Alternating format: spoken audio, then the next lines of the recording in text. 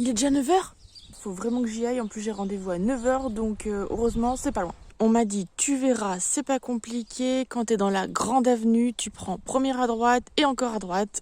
Première à droite, c'est ici. Heureusement, on m'a donné le nom de la rue et on m'a dit c'est rhubarbe. Eh bien la voilà la rhubarbe. N'est-elle pas magnifique? N'est-elle pas splendide? Alors cette année, j'ai une rhubarbe absolument magnifique, mais ça n'a pas toujours été le cas. Ça va faire 3 ans qu'on habite ici et ça va faire 3 fois que je la change de place. Mais là, je pense que j'ai vraiment trouvé un super emplacement, en tout cas un emplacement qui lui convient. Mi-soleil, mi-ombre, beaucoup de compost et beaucoup d'eau. Et là, c'est vraiment un grand soulagement de lui avoir trouvé sa place et de la savoir heureuse ici parce qu'elle va y rester pour plusieurs années. Là, c'est le moment de la récolte. Donc, qu'est-ce qui va nous intéresser dans cette plante? Ce sont les grandes tiges qu'on appelle aussi les pétioles. Mais attention, il est préférable de les récolter avant fin juin. Il est vraiment préférable de récolter la plante avant fin juin car plus la plante est mûre et plus elle est concentrée en acide oxalique. L'acide oxalique, c'est ce qui rend la plante toxique, en tout cas pour nous les humains. Pour la rhubarbe, 2 récoltes par an, une avant la fin juin et une en automne. Les feuilles sont toxiques, donc il ne faut surtout pas les manger. C'est vraiment dommage parce que je peux pas te montrer, les miennes n'ont pas décidé d'en faire. Mais sache que si ta rhubarbe décide de faire une hampe florale, il est préférable de la couper.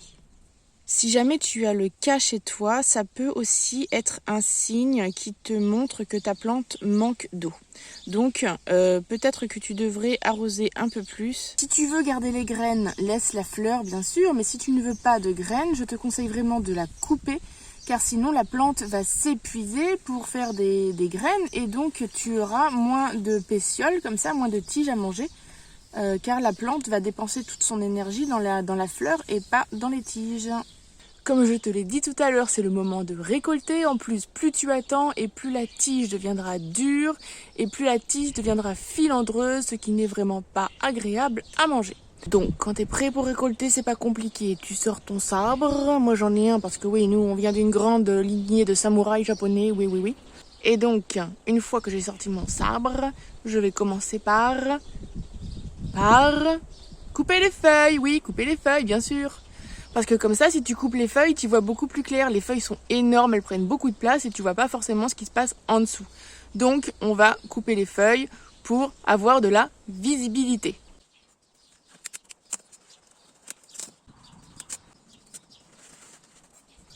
Tu vois, déjà, j'ai coupé quelques feuilles et forcément, on y voit beaucoup plus clair.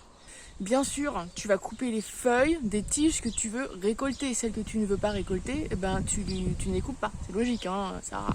Tu vois ces belles grandes feuilles? Surtout, je t'ai dit de ne pas les manger. Non. Si t'as trop chaud, tu peux faire du vent. S'il y a trop de soleil, tu peux aussi t'en servir pour faire de l'ombre. Mais nous, on va s'en servir tout simplement de paillage. Il y en a qui s'en servent de purin. Tu fais ce que tu as envie, en fait. Et bien voilà, les feuilles sont coupées et ça fait du bien car on commençait à ne plus pouvoir circuler dans cette rue. Pour les pétioles, tu peux les couper avec ton sabre japonais, mais il est préférable de les arracher. Donc tout simplement, eh bien, tu tires dessus. Il paraît que c'est mieux pour la plante. Donc voilà, ça fait ça.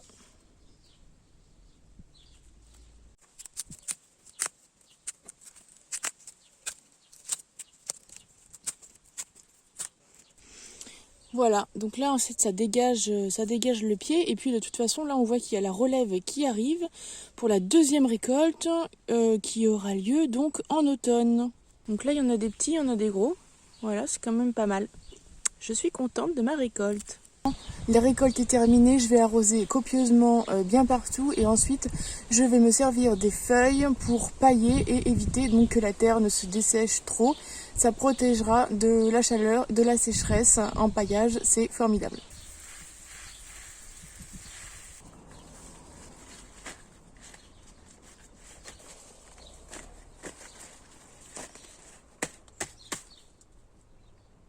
Et qui c'est la faux-folle qui va se régaler avec tout ça?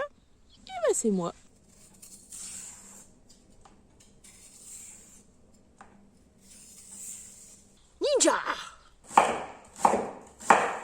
T'as vu celle-ci, elle est belle, hein? Et ben en fait, regarde, c'est la grosse arnaque, parce que dedans, elle est toute pourrite. T'as vu? Alors celle-ci, c'est pareil. Ça, c'est pas bon à consommer. Et pourtant, d'extérieur, on n'aurait pas cru. Ça, c'est un peu comme certaines personnes. Quand tu les regardes de l'extérieur, ils ont l'air tout beaux, tout gentils. Et en fait, quand tu creuses un peu à l'intérieur, ils sont tout moches et tout pourris et tout méchants.